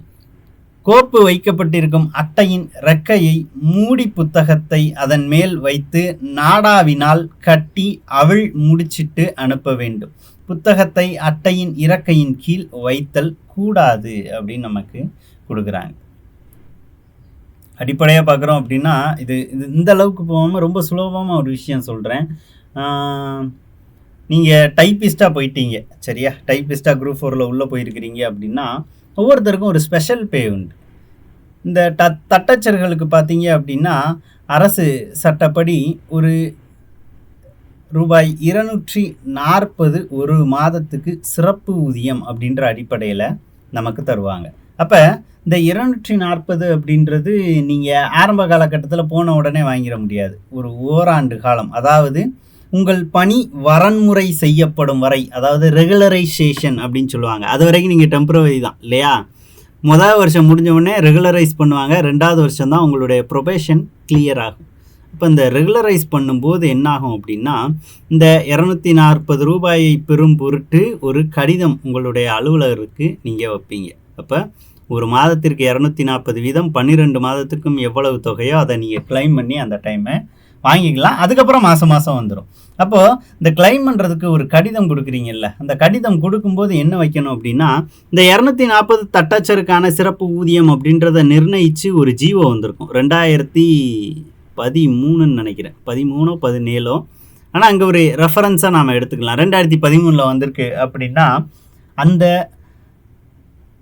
அரசாணையை நீங்கள் எடுத்து இங்கே ரெஃபரன்ஸாக காமிக்கணும் நிச்சயமாக. அப்படி இல்லை அப்படின்னா அந்த அரசாணை ஏதாவது ஒரு புத்தகத்தில் பிரசுரிக்கப்பட்டிருக்கும் இல்லையா, அலுவலகத்தில் புத்தகங்கள் இருக்கும், எல்லா அலுவலகங்கள்லையும் நூலகம் இருக்கும், நூலகத்தில் சில புத்தகங்கள் இருக்கும், அந்த புத்தகங்கள் இருக்கும். அந்த புத்தகங்களை நம்ம மேல் அலுவலர் உயர் அதிகாரியினுடைய மேசையில் ரெஃபரன்ஸுக்கு நிச்சயமாக கண்டிப்பாக வைத்தே ஆகணும். இது ஒரு டைப்பிஸ்ட்டுக்கு வழங்கக்கூடியது அப்படின்ற பட்சத்தில் உங்களுடைய தட்டச்சு முடித்த சான்றிதழ், சிஓஏ அந்த மாதிரியான சான்றிதழ்களையும் இந்த லெட்டரோடு நீங்கள் இணைச்சி சமர்ப்பிக்கக்கூடிய ஒரு சூழல் இருக்கும். அப்போ இது ஒரு சின்ன விஷயம். இதே மாதிரி ஒரு சட்ட புத்தகத்தில் இருக்கக்கூடிய மேற்கோள்களை நீங்கள் காட்டுறீங்க, இந்த விதி இதன் கீழே இப்படி நடைமுறை இருப்பதனால இந்த நடவடிக்கையை நாம் தாராளமாக எடுக்கலாம் அப்படின்னு எழுதுறீங்க அப்படின்னா அந்த விதியை அவர் டக்குன்னு போய் தேடிட்டு இருக்க முடியாது இல்லையா. அப்போ அவருடைய வேலையை சுலபமாக்கும் விதமாக அது ரெஃபரன்ஸுக்கு டேபிளில் கண்டிப்பாக நீங்கள் வச்சுருக்கணும் அப்படின்றது தான். எந்த ஒரு பொருளை நீங்கள் கையெழுத்துக்கு வச்சாலும் சரி, அதில் ஃப்ளாப்னா வேறு ஒன்றுமே இல்லை, அந்த பேஜை டக்குன்னு எடுக்கிறதுக்கான ஒரு அடையாள குறியீடு தான் ஃப்ளாகிங் அப்படின்னு நம்ம படிச்சிருப்போம் இல்லையா. அதை வச்சு தான் வைக்கணும். இது முழுக்க என்ன ஒரு விஷயத்தை தான் மையப்படுத்தும் அப்படின்னா உங்களுடைய உயரதிகாரியினுடைய நேரத்தை மிச்சப்படுத்துறது தான் சரியா, வேறு ஒன்றுமே கிடையாது. உயரதிகாரி உங்களுடைய கோப்பை ஃபைல் சைன் பண்ணுறதுக்கு முன்னாடி அதற்கு செலவிடக்கூடிய நேரத்தை நம்மளால் முடிஞ்ச அளவுக்கு மிச்சப்படுத்தி கொடுக்கணும். அந்த அளவுக்கு தெளிவுத்தன்மையோடு செயல்படணும் ஒரு அலுவலகத்தில் அப்படின்னு தான் இது நமக்கு சொல்ல வருது. ஒரு கடித கோப்பில் நடவடிக்கை எடுப்பதற்கு முன்னால் அதன் பூர்வாங்க வரலாறுகளை அலுவலக எழுத்தர்களுடன் விவாதித்து ஏற்கனவே இதே பொருளில் கட்டுகள் இருந்து முடிவாகி இருக்கிறதா என்பதை தீர விசாரித்து தெரிந்து கொள்ள வேண்டும். இதற்காக கீழ்கண்ட வழிமுறைகளை எல்லா அரசு அலுவலர்களும் ஏற்படுத்தப்பட்டுள்ளன. ஒரு கோப்பில் உத்தரவு பிறப்பிப்பதற்கு முன்னாலும் அல்லது மேலதிகாரிகளுக்கு அறிக்கை தயாரிப்பதற்கு முன்னாலும் சம்பந்தப்பட்ட கட்டுகளில் உள்ள ஒவ்வொரு தாளையும் நன்றாக பரிசீலனை செய்ய வேண்டும். கோப்புகளில் நடவடிக்கை எடுப்பதற்கு முன்னால் அதே பொருளில் முந்தைய காலங்களில் நடவடிக்கை எடுக்கப்பட்டிருக்குமா என்று ஆலோசனை செய்ய வேண்டும். அல்லது இதற்கு முன்னால் இதே மாதிரி சந்தர்ப்பங்களில் வேறொரு கோப்பின் மீது நடவடிக்கை எடுத்து முடிக்கப்பட்டிருக்குமா என்பதை சிந்திக்க வேண்டும் அப்படின்றது தான். ஒன்றும் இல்லை, இந்த நோட் ஃபைல் நீங்கள் எழுதுறீங்க இல்லையா, இதில் கொடுத்துருக்கிற மாதிரி இந்த விஷயத்தை படிக்காமல் இப்படி தெரிஞ்சு வச்சுக்கோங்க. ஒரு விண்ணப்பம் வருது, விண்ணப்பத்தை எழுதி கையெழுத்து வாங்கியாச்சு, 3 கையெழுத்து, உங்களுடைய கையெழுத்து, சூப்பரண்டோட கையெழுத்து, அசிஸ்டன்ட் டைரக்டர் உதவி இயக்குநரினுடைய கையெழுத்து, உங்களுடைய உயரதிகாரி அலுவலக உயரதிகாரியினுடைய கையெழுத்து வாங்கியாச்சு. அடுத்து அது மேலே எழுதின நடவடிக்கையை எழுதியாச்சு. அடுத்து வேற ஒரு கிளாரிஃபிகேஷனுக்கு பின்பக்கத்துலையும் நோட் ஃபைல் எழுதிட்டீங்க. இப்போ கடைசியாக நோட் ஃபைல் எழுதும்போது ஏதாவது ஒரு மிஸ்டேக் ஆயிடுச்சுன்னா இந்த பேப்பரை நீங்கள் தூக்கி தூரப்பட முடியாது, கிழிச்சு போட முடியாது. ஏன், இதற்கு முன்னாடி 3 முறை உங்கள் உயர் அதிகாரிகளினுடைய கையொப்பத்தை நீங்கள் வாங்கியிருக்கீங்க. அப்போ என்ன பண்ணணும், இந்த நோட் ஃபைலில் ஒவ்வொரு விஷயமும் எழுதும்போது தெளிவான புரிதலோடு எழுதணும். அப்போ எழுதுறதுக்கு முன்னாடி உங்களுடைய சக அலுவலர்கள்கிட்டையோ இல்லை அப்படின்னா அதற்கு முன்னாடி அதே மாதிரியான ஒரு கோப்பில் எந்த மாதிரி நடவடிக்கை எடுத்திருக்கிறாங்க அப்படின்றத நீங்கள் தெரிஞ்சுக்கணும். எடுத்துக்காட்டுக்கு சொல்கிறேனே, ஒரு விண்ணப்பம் வந்து உடனடியாக நிராகரிக்கப்பட்டிருக்கு, நம்ம தரப்புலேருந்து முக்கியமான நடவடிக்கைகள் எதுவுமே எடுக்கலை அப்படின்னா அந்த கோப்புகளை ஓராண்டு முடிவு அப்படின்னு போட்டு நம்ம முடிக்கலாம். ஏன்னா 1 வருஷம் மட்டும் அதை பதிவு எழுத்தர் பாதுகாத்தா போதும், அதுக்கப்புறம் அதை அழிச்சிருவாங்க. நம்ம அட்டனன்ஸ் எல்லாம் இருக்குல்ல, அட்டனன்ஸு சிஎல்னா தற்செயல் விடுப்பு அப்படின்னு சொல்லுவாங்க, கேஷுவல் லீவு, இது சம்மந்தமான கோப்புகள் இருக்கும். சரியா, ஒரு எம்ப்ளாயி 1 வருஷத்துக்கு 12 கேஷுவல் லீவ் எடுத்துக்கலாம். அவங்க எத்தனை கேஷுவல் லீவ் எடுத்துருக்குறாங்க அப்படின்ற ஒரு வரைவு ஆய்வுலாம் இருக்கும். இதை 3 ஆண்டு முடிவுக்கு கொண்டு வரலாம். அப்போ 3 வருஷம் 2025 இருக்கக்கூடிய ஒரு சிஎல் ரிவ்யூ ஃபைலு 26, 27, 28 முடியும் வரைக்கும் அந்த அலுவலகத்தில் இருக்கும். எப்போ ஆடிட்டிங் வந்தாலும் தணிக்கைக்கு வந்தாலும் எடுத்து கொடுக்கணும். சரி, இது நீங்கள் நடவடிக்கை எடுத்திருக்கீங்க, ஒருத்தருக்கு உங்களுடைய அலுவலகத்திலிருந்து சேவை அப்படின்றது போய் சேர்ந்திருக்கு அப்படின்னா அந்த குறிப்பிட்ட கோப்பு வந்து 10 ஆண்டுகள் வரை அதே அலுவலகத்தில் முடிவுக்கு கொண்டு வரப்பட்டது பராமரிக்கப்பட வேண்டும். அப்போ 10 வருஷம் வரைக்கும் அங்கே இருக்கும். இந்த வித்தியாசம் இருக்குல்ல, இதில் நீங்கள் ஒன்றை மாற்றி போட்டாலும் அந்த நோட் ஷீட்டு வேஸ்ட்டு தான். எடுத்துக்காட்டுக்கு ஒன்றுமே இல்லாத ஃபைலுக்கு பாமு அப்படின்னு போட்டு ஒப்புதல் நீங்கள் வாங்கிட முடியாது இல்லையா, அப்போ அது தவறு. அப்போ இந்த மாதிரியான தவறுகளை குறைக்கிறதுக்கு தான் நீங்கள் என்ன பண்ணணும், ஒரு நோட் ஷீட் எழுதுறதுக்கு முன்னாடி நல்லா தீர விசாரிக்கணும் அப்படின்னு சொல்கிறாங்க. சக அலுவலர்கள்கிட்டையோ இல்லைன்னா அதற்கு முன்னாடி காப்பீஸ் இருக்கும் இல்லையா, அதை எடுத்து பார்த்தோ ஒரு தெளிவான புரிதலுக்கு வந்துடணும் அப்படின்னு தான் அந்த பகுதி நமக்கு சொல்லுது. அப்படி புரிதலுக்கு வந்து நம்ம வேலை செய்யக்கூடிய பட்சத்தில் தேவையில்லாத தவறுகளை நம்ம பெரிய அளவில் குறைச்சிடலாம் இல்லையா, அதைத்தான் இவங்க நமக்கு சொல்கிறாங்க. ஸோ அதைத்தான் என்ன தலைப்பில் கொடுத்துருக்குறாங்க, முந்தைய கோப்புகளை பார்வையிடுதல் அல்லது முன் வரலாறுகளை தெரிந்து கொள்ளுதல் அப்படின்னு கூட சொல்லலாம்.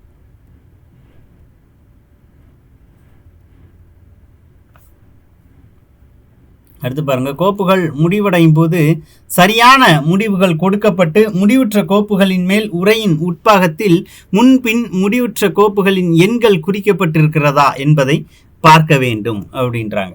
கோப்பினை முழுவதுமாக பரிசீலனை செய்து அதே பொருளை பற்றி முன்னால் முடிவு செய்யப்பட்டதற்கு ஏதேனும் சான்று உள்ளதா என்பதை கவனிக்க வேண்டும். கட்டுகளின் இறுதியான முடிவுகளில் சரியான தலைப்புகள் கொடுக்கப்பட்டிருக்கனவா என்பதை கவனிக்க வேண்டும். ஏனெனில் பின்னால் முடிவுற்ற கோப்புகளை தேடி எடுப்பதற்கு வசதியாக இருக்கும். நம்ம சொன்னது தான் இல்லையா, 3 ஆண்டா 5 ஆண்டா 10 ஆண்டா 7 ஆண்டா ஓராண்டா அப்படின்றத தெளிவுபட நம்ம குறிச்சிருந்தா தான் அதை பார்த்து டக்குன்னு இந்த ஃபைல்னா 3 ஆண்டு முடிவுகள் தான் கொடுத்துருப்பாங்க, அப்போ இந்த ரேக்கில் தான் இருக்கும் அப்படின்னு ஈஸியாக தேடி எடுத்துடலாமா, அதற்கான ஒரு சூழல் தான். முடிவுற்ற கோப்புகளின் அட்டவணைகள் உடனுக்குடன் தயாரிக்கப்படுகின்றனவா என்பதையும் கவனிக்க வேண்டும். குறிப்பு கோப்புகள் எழுவதற்கு முன் முடிவுற்ற கோப்புகளின் அட்டவணைகளை பார்வையிட வேண்டும். ஒரு கோப்பு முடிச்சிட்டிங்க அப்படின்னா 3 ஆண்டு முடிவுகள் அப்படின்னு போட்டு கையெழுத்து வாங்கிட்டீங்க அப்படின்னா உடனே அதை என்ன பண்ணணும், பதிவறை எழுத்தர்கிட்ட ஒப்படைச்சிடணும். ஒப்படைச்சிட்டு அவர் கொண்டு போய் உள்ள பத்திரமா வச்சிருவார். நம்ம பத்திரமா வச்சிருக்க வேண்டிய அவசியம் கிடையாது. அவர்கிட்ட இருந்து அடுத்து எப்போனாலும் வாங்கிக்கலாம். ஒருவேளை நீங்கள் கோப்பை ஒப்படைச்சிட்டீங்க, நீங்கள் வெளியூரோ எங்கேயோ போயிட்டீங்க, வெளியூர்னா வேற ஒரு இடத்துக்கு டிரான்ஸ்ஃபர் வாங்கி போயிட்டீங்க, வேறொரு ஆள் உங்களுடைய இடத்துக்கு பணிக்கு வரும்போது என்ன பண்ணுவார் அப்படின்னா, புது ஃபைலை கையில் வச்சுருக்கும்போது பழைய ஃபைல் எதுவுமே இருக்காது. இந்த ஃபைலை எப்படி ஹேண்டில் பண்ணியிருப்பாங்க, எப்படி நடவடிக்கை எடுத்திருப்பாங்க அப்படின்ற ஒரு கேள்வி அவருக்கு வரும் இல்லையா? அந்த சந்தேகத்தை யார் தான் தீர்த்து வைப்பா? பதிவறை எழுத்தர்கிட்ட நீங்கள் அதுக்கு முன்னாடி ஒரு கோப்பை முடிச்சு கொடுத்துருக்கிறீங்கல்ல, அவர் தான் அதை தீர்த்து வைப்பார். வரைவின் ஆரம்பத்தில் எழுதப்பட வேண்டிய தலைப்பு. வரைவு கடிதம், நடவடிக்கை குறிப்புகள் அல்லது குறிப்பானை ஒவ்வொன்றின் வரைவின் தலைப்பிலும் அதன் பொருளை குறிப்பிட வேண்டும். பொருள் அப்படின்னு எல்லா லெட்டர்லையும் நாம் குறிப்பிடுவோம் இல்லையா? அதைத்தான் சொல்கிறாங்க. பொருள் அப்படின்னு என்ன சொல்லுவோம்? ஒரு லீவ் லெட்டர் எழுதுறோம்னு வச்சுப்போம், தற்செயல் விடுப்பு வேண்டுதல் தொடர்பாக அப்படின்னு போடுவோம் இல்லையா? ஒருத்தருக்கு மானியம் கொடுக்குறோன்னு வச்சுப்போம், இவருக்கு வழங்கப்பட்ட, இந்த திட்டத்தின் கீழ் வழங்கப்பட்ட மானியம் தொடர்பாக, இவருடைய விண்ணப்பத்திற்கு மேற்கொள்ளப்பட்ட நடவடிக்கை தொடர்பாக அப்படின்னு பொருள் குறிப்பிடுவோம். குறியீட்டு தலைப்பு எவ்வாறு இருக்குமோ அவ்வாறே அதை அமைத்து எழுத வேண்டும். ஒரு கடிதத்தில் ஐயா முதலிய எழுத்துக்களுக்கு பின்னால் தலைப்பு அமைய வேண்டும். எந்தவித காரணத்தையும் கொண்டு தலைப்புகளை கடிதத்தின் பின்னாலோ அல்லது நடவடிக்கை குறிப்புகளுக்கு பின்னாலோ எழுதக்கூடாது. அப்போ தலைப்பு அப்படின்றது என்ன பண்ணணும், தெளிவுபட எழுதணும். அது பொருள் அப்படின்றதுல குறிக்கப்பட்டிருக்கும். ஐயா அப்படின்னு சொல்கிறோன்னா அடுத்து பொருள் நாம் குறிச்சிருப்போம். அதுக்கப்புறம் பார்வை, எதையும் மேற்கோள் காமிக்கணும்னா அதை காமிச்சிருப்போம். அது தொடர்ந்து பாடி ஆஃப் த லெட்டர் அது ஸ்டார்ட் ஆகி இறுதியில் நாம் கையொப்பத்துக்கு இடம் விட்டு இந்த பக்கம் தேதி, இடம் அப்படின்ற விஷயங்களை போடுவோம். அப்போ இதுதான் என்னது, ஒரு கடிதத்தினுடைய அடிப்படையான ஒரு அமைப்பு அப்படின்றது தான். அலுவலக நகல்கள், முறைப்படுத்தப்பட்ட கடிதங்கள், நடவடிக்கை குறிப்புகள். பல கோப்புகளுக்கு அலுவலக நகலே தேவையில்லை. உதாரணமாக ஆவணங்களை திருப்பி அனுப்புவதற்கு ஒப்புதல் பெறுதல், ஆவணங்களை அனுப்புதல், சிறு கேள்வி அல்லது வேண்டுகோள் முதலியவற்றுக்கு பதில் அனுப்புதல் போன்ற சந்தர்ப்பங்களில் அலுவலக நகலே தேவையில்லை. இத்தகைய சந்தர்ப்பங்களில் நடப்பு கோப்பிலாவது குறிப்புரை கோப்பு இருந்தால் அதிலாவது குறிப்புரை கோப்பு இல்லாதிருந்து அக்கடிதமே திருப்பி அனுப்பப்படுவதாக இருந்தால் தன் பதிவேட்டில் பதில் அனுப்பப்பட்டது என்றும் அதன் சுருக்கம் இன்னது என்றும் குறிப்பாக எழுதி கொண்டால் அதுவே போதுமானதாகும். அச்சிட்ட கடிதமோ குறிப்பானையோ நடவடிக்கை குறிப்புகளோ அல்லது அவற்றின் நகலோ அனுப்பப்படுவதாய் இல்லாமல் மேற்சொன்ன முறை குறிப்பாக பொருந்தும். அலுவலக நகல் ஒன்றை வைத்து வருவதற்கு பதிலாக முறைப்படுத்தப்பட்ட கடிதங்களில் நிரப்பப்பட வேண்டிய பகுதியின் விவரங்களையும் கையால் எழுதி சேர்க்க வேண்டிய சுருக்க குறிப்பை மாத்திரம் எழுதி வைத்து கொண்டால் போதுமானதாகும். இது என்ன எப்படி புரிஞ்சுக்கலாம் அப்படின்னா, ஒன்றும் இல்லை, ஒரு பெட்டிஷன், ஒரு மனு வருது, எங்கள் ஊரில் இந்த பிரச்சனை இருக்குது அப்படின்னு ஒரு மனு வருது, உங்களுடைய துறைக்கு வருதுன்னு வச்சுப்போம். அதற்கு நீங்கள் பதிலும் கொடுத்துட்டீங்க, நாங்கள் நடவடிக்கை எடுத்திருக்கோம், எங்கள் மேலே எந்த தவறும் இல்லை அப்படின்னு. இப்போ இந்த திங்கள் மனு நாளில் என்ன பண்ணுவார் அப்படின்னா, மாவட்ட ஆட்சியர் தலைமையில் ரிவ்யூ பண்ணுவாங்க, சரியா? ஆய்வு பண்ணப்படும். அப்போ ஆய்வு பண்ணப்படும் போது 2 விஷயத்தை நீங்கள் அந்த இடத்துல சப்மிட் பண்ணணும். ஒன்று, நீங்கள் நடவடிக்கை எடுத்திருக்கிறீங்க அப்படின்னா எதன் அடிப்படையில் நடவடிக்கை எடுத்திருக்கீங்க, யார் கொடுத்த அறிக்கையின் அடிப்படையில் நடவடிக்கை எடுத்திருக்கீங்க ஒன்று. 2வது, நீங்கள் எடுத்த நடவடிக்கையை பெட்டிஷன் போட்டிருப்பார்ல அந்த குறிப்பிட்ட மக்களுக்கு எவ்வாறு தெரிவிச்சிருக்கிறீங்க அப்படின்றது. அப்போ என்ன பண்ணுவோம், நம்ம ஒரு லெட்டரோட காப்பி, இந்த நடவடிக்கை உங்கள் பெட்டிஷன் மீது நாங்கள் எடுத்திருக்கோம் அப்படின்றத அவருடைய அட்ரஸ்க்கு அனுப்புவோம். சரி, அட்ரஸ்க்கு போய் சேர்ந்துச்சா சேரலையா அப்படின்ற ஒரு அக்னாலஜ்மெண்ட், பதில் நமக்கு கிடைக்கணும்ல. அதை என்ன பண்ணுவோம், இன்னொரு காப்பி நம்ம எடுப்போம். அதைத்தான் நாம் எப்படி படிச்சிருப்போம், ஆஃபீஸ் காப்பி, ஃபேர் காப்பி அப்படின்றது. அலுவலக நகல் அப்படின்றது தான் என்ன சொல்லுவோம், ஆஃபீஸ் காப்பி. இந்த ஃபேர் காப்பி அப்படின்றது எதுக்கு, டெஸ்பேட்ச் பண்ணுறதுக்கு, அதாவது அந்த தனியருக்கு அனுப்புறதுக்கு. இப்போ என்ன பண்ணுவோம், இந்த ஆஃபீஸ் காப்பியோடு சேர்த்து இந்த ஃபேர் காப்பியையும் பதிவுரை எழுத்தர்கிட்ட கொடுத்துருவோம். அதாவது உங்கள் அலுவலகத்தில் டெஸ்பேட்ச் பண்ணுறவங்க கிட்ட. அவங்க என்ன பண்ணுவாங்க, இந்த ஃபேர் காப்பியை மட்டும் எடுத்து கவரில் போட்டு அட்ரஸ் எழுதி அதற்குரிய ஸ்டாம்ப்பு தபால் தலை ஒட்டி டெஸ்பேட்ச் பண்ணிடுவாங்க. போஸ்ட் ஆஃபீஸ்லேருந்து ஒரு அக்னாலஜ்மெண்ட் கொடுப்பாங்க, ஒரு சின்ன சீட்டு கொடுப்பாங்க இல்லையா, ரெஜிஸ்டர் போஸ்ட்டுக்கு. அதில் ஒரு எண் இருக்கும். அந்த ரெஜிஸ்டர் போஸ்டோடைய அக்னாலஜ்மெண்ட் பதிவுரை எழுத்தர் கைக்கு வந்த உடனே என்ன பண்ணுவார், இந்த ஆஃபீஸ் காப்பியில் ஒரு சீல் அடிப்பார். அனுப்பப்பட்டது அப்படின்னு ஒரு சீல் அடிப்பார். சீல் அடித்து உங்கள் கையில் கொண்டு வந்து கொடுப்பார். இதுக்கு ஒரு 2 நாள் பிடிக்கும். சரியா? அப்போ அனுப்பப்பட்டது அப்படின்னு உங்கள் கையில் இருந்துச்சு அப்படின்னா இதை வச்சுட்டு நீங்கள் கலெக்டர்கிட்ட பேசலாம்ல. இதோ நான் அனுப்பியிருக்கிறேன், அதற்குரிய பதில் எனக்கு கிடச்சிருச்சு, அதற்குரிய சீட்டு பதிவுரை எழுத்தர்கிட்ட இருக்குது, அனுப்பப்பட்டதுன்னு போட்டு அவர் கையொப்பம் போட்டு எனக்கு கொடுத்துட்டாரு. அப்போ அந்த இடத்துல அதுக்கு ப்ரூஃப் அப்படின்றது கிடச்சிருது இல்லையா? அப்போ எல்லா நேரங்களிலும் நாம் நோட் ஷீட்டில் கையெழுத்து வாங்கிட்டு இருக்கணும் அப்படின்ற அவசியம் கிடையாது. இந்த அலுவலக நகல் ஆஃபீஸ் காப்பி அப்படின்ற ஒன்றே போதுமானது. அதை வச்சு கையெழுத்து வாங்கினா போதும், அதுவே போதும் அப்படின்னு அந்த இடத்துல நமக்கு தெரிவிக்கிறாங்க. அப்போ அலுவலக நகலினுடைய சிறப்பு என்ன, அதனுடைய பயன் என்ன அப்படின்றத நாம் இதிலிருந்து தெரிஞ்சுக்கிட்டோம் இல்லையா?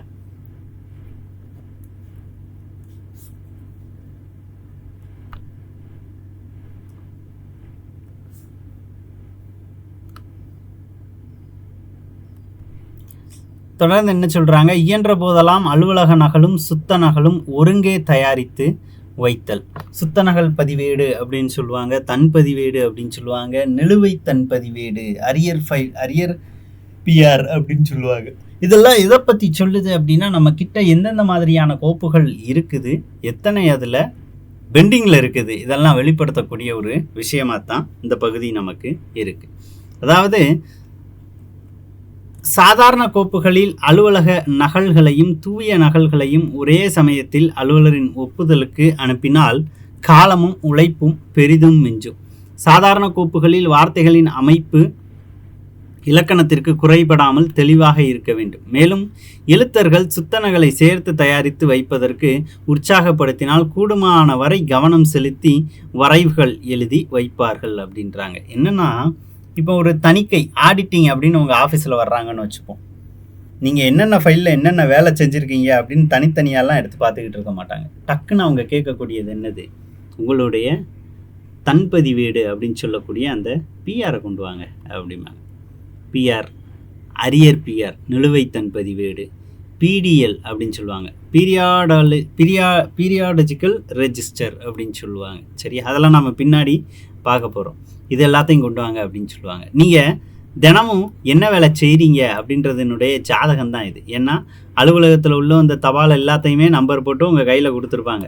அதை ஃபுல்லாத்தையும் நீங்கள் இதில் பதிஞ்சிருப்பீங்க. அப்போ வேலை செஞ்சுருந்தா 100 ஃபைலில் நீங்கள் வேலை செஞ்சுருந்தா 100 ஃபைலையும் எடுத்து பார்த்துட்டு இருக்க வேண்டிய அவசியம் இல்லை. இந்த பிஆரை பார்த்தா போதும், ஓகே இந்த குறிப்பிட்ட பணியாளர் நல்லா வேலை செஞ்சுருக்கிறாரு அப்படின்றது தெரியும் இல்லையா?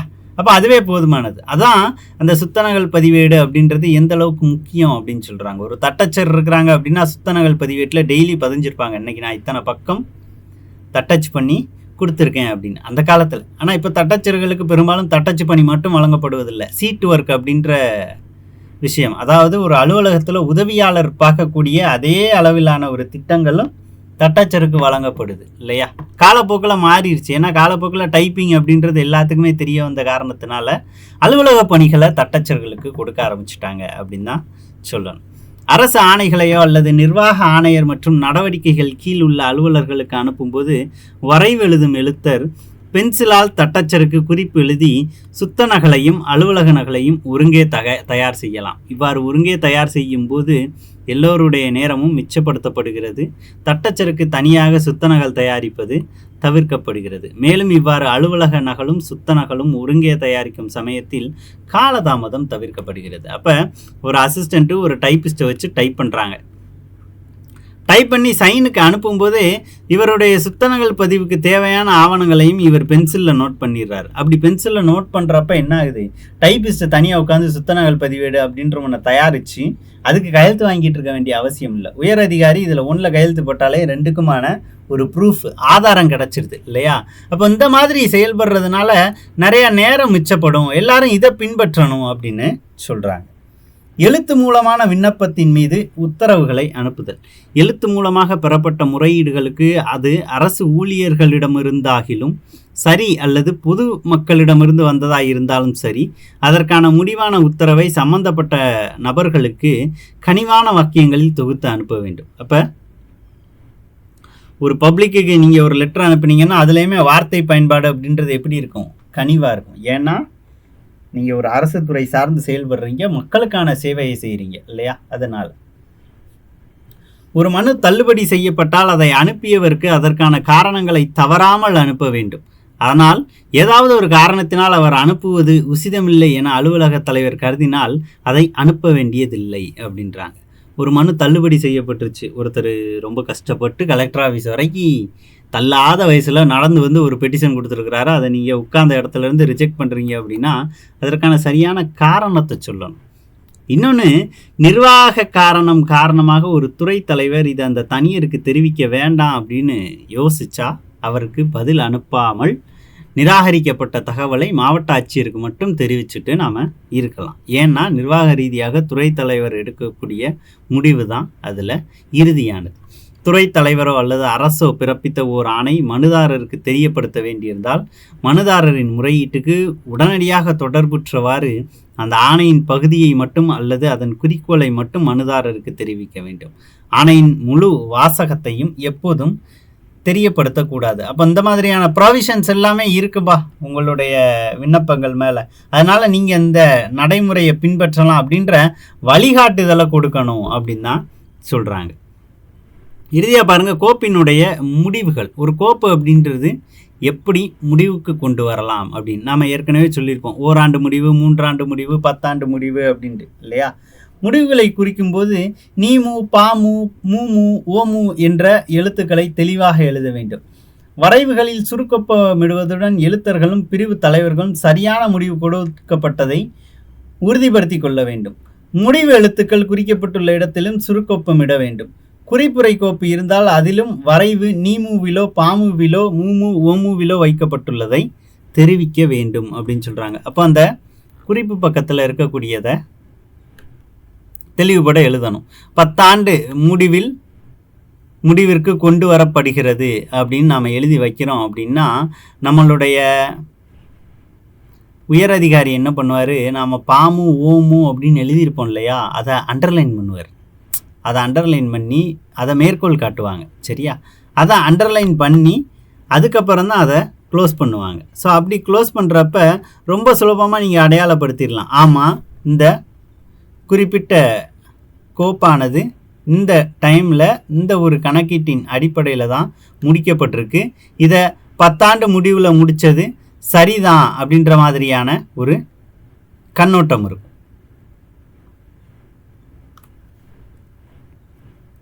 ஸோ அதை தான் இந்த பகுதியில் நமக்கு சொல்லியிருக்கிறாங்க.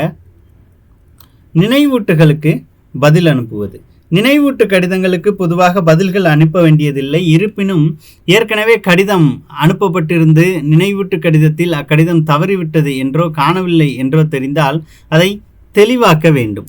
ஆனால் மேலதிகாரி ஒருவிடமிருந்து நினைவூட்டு கடிதம் பெறப்பட்டால் தாமதத்திற்கு காரணத்தை விளக்கும் வகையில் பதில் ஒன்றை உடனே அனுப்ப வேண்டும். ஒரு மீட்டிங்னு ஒரு தபால் வருது இல்லையா, அதை ரிமைண்டராக மறுபடி நமக்கு அனுப்புவாங்க. இப்போ அதே தொழிற்கடன் முகாம் நடத்துறதுக்கு எல்லா வங்கியாளர்களுக்கும் ஒரு நினைவூட்டு கடிதம் அனுப்பணும் அப்படின்னா அதை மெயிலையும் அனுப்புவோம், அதே நேரத்தில் நாம் தபாலாவும் டிஸ்பேட்ச் பண்ணுவோன்னு வச்சுப்போம். இந்த நினைவூட்டு கடிதம் அப்படின்றது எல்லாருக்கும் சரியான நேரத்தில் அனுப்பப்பட்டு இருக்க வேண்டும். அப்படி அனுப்பப்படலை அப்படின்னா குறிப்பிட்ட அந்த நாளில் எல்லோரும் அந்த இடத்துல கூடுவதற்குண்டான சூழல் இருக்காது இல்லையா? அப்போ அதற்குண்டான டீவியேஷனையும் நாம் கொடுக்கணும். டீவியேஷன்னா விளக்கத்தையும் நாம் கொடுக்கணும், சரியான நேரத்தில் கொடுக்கப்படலை அப்படின்றது தான் இந்த பகுதி சொல்லுது. கோப்புகளில் வரைவு வைக்க வேண்டிய இடம். ஒரு கோப்பு இருக்குன்னா அதில் டிராஃப்ட் அப்படின்றத எங்கே வைக்கணும் அப்படின்னு சொல்கிறாங்க, எப்படி சப்மிட் பண்ணணும் அப்படின்னு சொல்கிறாங்க, எப்படி தனித்தாள்களில் எழுத வேண்டும் அப்படின்றாங்க. மிக எளிய வரைவுகளை இடமிருந்தால் நடப்பு கோப்பின் இறுதி தாளில் எழுதலாம். தனித்தாள்களில் எழுதப்படும் வரைவுகளை குறிப்புரை கோப்பின் கீழும் நடப்பு கோப்பின் மேலும் வைக்க வேண்டும். கடிதம் அனுப்பப்பட்ட பிறகு வரைவினை நடப்பு கோப்பில் தேதி வாரியாக அதற்குரிய இடத்தில் சேர்க்க வேண்டும். ஒன்றும் இல்லை, ஒரு ஃபைலில் டேகு சொல்லுவாங்க இல்லையா, த்ரெட்டு போட்டு தான் கட்டியிருப்பாங்க. சரியா? நிறையா பேப்பர்ஸ் இருக்கும். இதுதான் நடப்பு கோப்புன்னு வச்சுப்போம். புக்லெட் மாதிரி நிறையா பேப்பர்ஸ் இருக்குது. நீங்கள் புதுசாக ஒரு லெட்டர் அனுப்புகிறீங்க, குறிப்பு கோப்பு தனியாக இருக்குது, குறிப்பு கோப்புக்கு தனியாக த்ரெட்டு போட்டிருப்பீங்க. சரியா? இப்போ ஒரு டிராஃப்ட் ரெடி பண்ணி அதில் உங்களுடைய கையெழுத்தை போட்டு இது டிராஃப்ட்டு இந்த இடத்துல மேலே வச்சுருவீங்க. மேலே வச்சுட்டு நோட் ஃபைலில் கடித வரைவு சமர்ப்பிக்கப்படுகிறது அப்படின்னு எழுதி இந்த நோட் ஃபைலை இதுக்கு மேலே வச்சு ஃபைல் அனுப்பிடுவீங்க. உங்களுடைய உயர் அதிகாரி எதை எடுப்பார், நோட் ஃபைல் எடுத்து என்னது வச்சுருக்குறாங்க அப்படின்னு படிப்பார். உங்களுடைய கையெழுத்து இருக்கும், பக்கத்தில் ஒரு கையெழுத்து போட்டுருவாங்க. அதுக்கப்புறம் அந்த டிராஃப்ட் எடுப்பார். டிராஃப்ட் எடுத்து படித்து பார்த்துட்டு கரெக்டாக இருந்துச்சுன்னா கையெழுத்து, இல்லை அப்படின்னா அதில் மாற்றங்களை மென்ஷன் பண்ணி கையெழுத்து. அதுக்கப்புறம் நீங்கள் என்ன பண்ணுவீங்க, இந்த கையெழுத்து போட்ட பகுதியை மட்டும் எடுத்து அந்த கரெக்ஷன் எல்லாம் போட்டு, இந்த கையெழுத்து போட்டது நீங்கள் கரெக்ஷன் போட்டது ரெண்டையும் சேர்த்து மறுபடியும் அனுப்புவீங்க. அதில் அவர் சொன்ன கரெக்ஷன்லாம் கரெக்டாக நீங்கள் பண்ணியிருக்கீங்களா அப்படின்றத பார்த்து மறுபடியும் அவர் கையெழுத்து போடுவார். இப்போ ரஃப் காப்பி ஒன்று, ஃபேர் காப்பி ஒன்று, அதாவது ஆஃபீஸ் காப்பி ஒன்று நமக்கு கிடச்சிருச்சு இல்லையா. அதுக்கப்புறம் அது டிஸ்பேட்சுக்கு போகும். ரொம்ப அடிப்படையான ஒரு விஷயந்தான் இது எல்லாமே. சரியா? முடிவின் தன்மையும் மற்றும் மற்ற விவரங்கள் வரைவில் குறிப்பிடுவது. வரைவு ஒவ்வொன்றின் மீதும் அதன் கேட்பு கடிதமோ அல்லது முடிவாக அனுப்பப்பட இருக்கிறதா என்பதை குறிக்க வேண்டும். முடிவாக அனுப்பப்படுவதா இருந்தால் அது நிலை முடிவா, 10 ஆண்டா, 3 ஆண்டா, ஓராண்டா, அசல் திருப்பு முடிவா என்பதை குறிக்க வேண்டும். முடிவாக இருந்தால் இவ்வெழுத்துக்களை, கேட்பு கடிதமாக இருந்தால் பிரிவு எழுத்துக்களையும் எண்களையும் வரைவுகளிலும் தூய நகலிலும் குறிப்பிடுவது அவசியம். அப்போ நோட் ஃபைலில் பாமுவா, ஓமுவா, மூமுவான்றதை தெளிவுபட நீங்கள் குறிச்சிருக்கணும். நம்மளுடைய உயர் அதிகாரி என்ன பண்ணுவார், பாமுவில் முடிக்கலாம் அப்படின்னா உட்காந்து எழுதிட்டு இருக்க மாட்டார். பாமுவை அண்டர்லைன் பண்ணி கீழே சரி அப்படின்னு போட்டு ஒரு கையெழுத்து போட்டுருவார். ஓகே, முடிவு பண்ணுறதுக்கு, முடிவு கொண்டு வர்றதுக்கு ஒப்புதல் கிடச்சிருச்சு அப்படின்னு அந்த ஃபைலை நம்ம என்ன பண்ணுவோம், தச்சு உள்ள பதிவுரை எழுத்தர்கிட்ட கொடுத்துருவோம். அது தைக்கிறதுக்கும் ஒரு முறை இருக்குது. சரியா? காமனாக சொல்கிறேன், பின்னாடியே அது நமக்கு வரும். நீங்கள் ஒரு பெரிய ஃபைலை தைக்கிறீங்கன்னு வச்சுப்போம். ஒரு ஃபைலில் மொத்தமே உங்களுக்கு 200 பக்கங்கள் தான் இருக்கணும். அதாவது 100 பேப்பர் 200 பக்கங்கள் தான் இருக்கும். அதுக்கு மேலே இருந்துச்சு அப்படின்னா அதை தொகுதி 2 அப்படின்னு போடணும். அதுக்கு மேலே இருந்துச்சு அப்படின்னா அது தொகுதி 3 அப்படின்னு போடணும். இப்படி போய்கிட்டே இருக்கும். ஒரு தொகுதிக்கு 100 பக்கங்கள் மட்டும்தான் அலவுட். சரிங்களா? கோப்பு முடிவுகள் பின்வரும் வகையைச் சேர்ந்தவையாகும். நிலை முடிவு, 10 ஆண்டு, 3 ஆண்டு, ஓராண்டு, அசல் திருப்பு முடிவு, கோப்பு முடிவு. இதுதான் முடிவுகளினுடைய வகைகள். நிலை முடிவுகள் என்பது நிலையாக வைத்து கொள்ள வேண்டியவையாகும். இதற்கு கால நேர கணக்கே கிடையாது, பத்திரமா இருக்கணும். ஆனால் சிறிய அலுவலகங்களில் 30 ஆண்டுகளுக்கு பிறகும், பெரிய அலுவலகங்களில் 40 ஆண்டுகளுக்கு பிறகும் இவற்றை மறு ஆய்வு செய்து தேவைப்படாதவைகளுக்கு பட்டியல் தயாரித்து மேலதிகாரியின் உத்தரவின் பேரில் அளிக்க வேண்டும். அப்போ 30-40 வருஷம் தான் அவங்களுக்கு உயிரே. சரியா? அதுக்கு மேலேயும் அதை போட்டு பாதுகாத்துக்கிட்டு இருக்க முடியாது. ரெண்டு 40 வருஷம் முடிஞ்சு அப்படின்னா என்ன, கிட்டத்தட்ட ஒரு 100 ஆண்டு காலம் முடிஞ்சிடும். அதுக்கு மேலே அந்த ஃபைலை பாதுகாக்க முடியாது. இப்போது சிறிய பெரிய அலுவலகங்களுக்குலாம் என்னது 30-40 ஆண்டுகள் தான் வரையறையாகவே நமக்கு சொல்லியிருக்கிறாங்க. 10 ஆண்டு முடிவுகள் என்பதை 10 ஆண்டுகளுக்கு பிறகு அளிக்கப்பட வேண்டியவை. அதே மாதிரி தான் 3 ஆண்டு, அதே மாதிரி தான் ஓராண்டு அப்படின்றது. அந்தந்த காலகட்டத்தில் அந்தந்த ஃபைலை அழிச்சிடணும், அதாவது முடிவுக்கு கொண்டு வந்துடணும். அதுக்கு மேலே அதை போட்டு பராமரித்து வச்சுட்டு இருக்க வேண்டிய தேவையில்லை. அது நிறைய இடத்த தான் அடைக்கும் இல்லையா? அதுதான் அந்த பகுதியில் நமக்கு சொல்கிறது. அரசு ஆணைகள் மற்றும் துறை தலைவர்களின் நடவடிக்கைகள் வந்தால் அலுவலக தலைவர் அந்த கடிதங்களை அட்டவணைப்படுத்தி வைக்க உத்தரவிட்டால் அவ்வாறு செய்ய வேண்டும். அப்போ உங்களுடைய உயர் அதிகாரியினுடைய உத்தரவின் பேரில் இந்த கோப்புகளை நாம் எப்போ கேட்டாலும் சரி அதை என்ன பண்ணணும், சப்மிட் பண்ணணும் இல்லையா? ஸோ அதற்கு தயார் நிலையில் இந்த பதிவுரை எழுத்தர் அப்படின்றவங்க இந்த கோப்புகளை வச்சிருக்கணும் அப்படின்றது தான் இந்த பகுதியில் நமக்கு சொல்லக்கூடிய ஒரு விஷயம். அப்போ ஒரு கோப்பு முடிவுக்கு கொண்டு வரோம் அப்படின்னா அதை பற்றின சரியான புரிதல் இருக்கணும். ஒரு அட்டனன்ஸாக இருந்துச்சு அப்படின்னா அதை எத்தனை வருஷத்துக்கு வச்சுருக்கலாம். எடுத்துக்காட்டுக்கு நாம் ஏற்கனவே சொன்ன மாதிரி 2024 அட்டனன்ஸு 2027 வரைக்கும் இருக்கும் ஆஃபீஸில். அதுக்கு மேலே அது தேவையில்லை. ஏன்னா 3 வருஷத்துக்கு ஒரு தடவை ஓவர் 3 அப்படின்ற அடிப்படையில் பெரும்பாலும் அரசு பணியாளர்கள் டிரான்ஸ்ஃபர் பண்ணிடுவாங்க. சரியா? அதுக்கு மேலே அதை நம்ம மெயின்டைன் பண்ணணும் அப்படின்ற அவசியம் கிடையாது. அப்போ அந்த லீவு சம்மந்தமான விஷயங்கள்லாம் 3 ஆண்டு இருந்தால் போதும். எந்த விதமான நடவடிக்கையுமே எடுக்கலை அப்படின்னா ஓராண்டுலேயே முடிவுக்கு கொண்டு வந்துடலாம். நீங்கள் ஒரு தனியருக்கு உங்கள் அரசு நிறுவனத்திலேருந்து சேவை ஏதாவது பண்ணியிருக்கிறீங்க அப்படின்னா, எடுத்துக்காட்டுக்கு மானியமே கொடுத்துருக்கோம் அப்படின்னா அது 10 ஆண்டு வரை பராமரிக்கப்பட வேண்டும். இது கடந்து நிலை முடிவு அப்படின்றாங்க. அழிவே கிடையாது அவனுக்கு, இருந்தாலும் 30 அல்லது 40 வருடங்களுக்கு ஒரு முறை அந்த குறிப்பிட்ட கோப்புகள் உயர் அதிகாரியின் உத்தரவின் பேரில் முடிவுக்கு கொண்டு வரப்பட வேண்டும் அப்படின்னு சொல்கிறாங்க. அப்போ இன்னைக்கு கிளாஸில் நாம் என்னென்னலாம் பார்த்தோம், ஒரு குறிப்பு கோப்பு அப்படின்றது எப்படி இருக்கணும், நோட் ஃபைல் அப்படின்றது எதெல்லாம் தாங்கி இருக்கணும் அப்படின்னு பார்த்தோம், வரைவு கோப்பு பற்றி பார்த்தோம், அதை அதிகாரிகளுக்கு உயர் அதிகாரிகளுக்கு எப்படி நாம் ஒப்புதலுக்கு வைக்கணும் அப்படின்ற அந்த முறையை பார்த்தோம் இல்லையா. ஸோ அது கடந்து அந்த கோப்பு முடிவுக்கு கொண்டு வரணும் அப்படின்னா எந்தெந்த மாதிரியான முறைகள் மூலம் முடிவுக்கு கொண்டு வரலாம், எந்தெந்த வகையான கோப்புகள் எத்தனை ஆண்டுகள் பராமரிக்கப்பட வேண்டும் அப்படின்றத முடிவுகள் அப்படின்ற தலைப்பில் நம்ம கடைசியாக பார்த்துருக்கோம். சரியா. அப்போ இதெல்லாம் சொல்ல சொல்ல நிறைய நேரங்களில் இமேஜின் பண்ணிக்கணும். கொஞ்சம் கடினமாக இருந்துச்சு அப்படின்னா நம்ம ஆஃபீஸ்க்குள்ளே போகும்போது இதெல்லாம் ஒரு தெளிவான ஒரு முடிவுக்கு நமக்கு வந்துடும். அப்போ இந்த பகுதியில் நாம் பண்ண வேண்டியது, இந்த நடைமுறை எல்லாத்தையும் மனப்பாடம் பண்ண வேண்டிய அவசியம் இல்லை. இப்படிலாம் பண்ணலாம் அப்படின்னு நாம் போய் இந்த வேலையெல்லாம் செய்ய போகிறோம் அப்படின்றத இமேஜின் பண்ணணும். சொல்லுவாங்கள்ல, இளைஞர்களே கனவு காணுங்கள் அப்படின்னு ஐயா கலாம் அவர்களினுடைய வார்த்தையை சொல்லுவாங்க இல்லையா. நீங்கள் எல்லாருமே வேலை வாங்கி அலுவலகத்துக்குள்ளே போயிட்டீங்க அப்படின்னு நினச்சிக்கோங்க. நீங்கள் என்ன வேலை செய்ய போகிறீங்க அப்படின்றத தான் நான் இப்போ உங்களுக்கு சொல்லிகிட்டு இருக்கிறேன். சரிங்களா. ஸோ அப்போ அதை இமேஜின் பண்ணுங்கள். அந்த கனவு நனவாகும். இந்த பகுதியை நாம் தெரிஞ்சுக்கலாம், நமக்கான மதிப்பெண்களையும் நாம் பெற்று அந்த கனவை நனவாக்கலாம். சரிங்களா. எஞ்சிய தலைப்புகளோட அடுத்த காணொலியில் சந்திக்கலாம். நன்றி, வணக்கம். சுரேஷ் IAS Academy, வெற்றியின்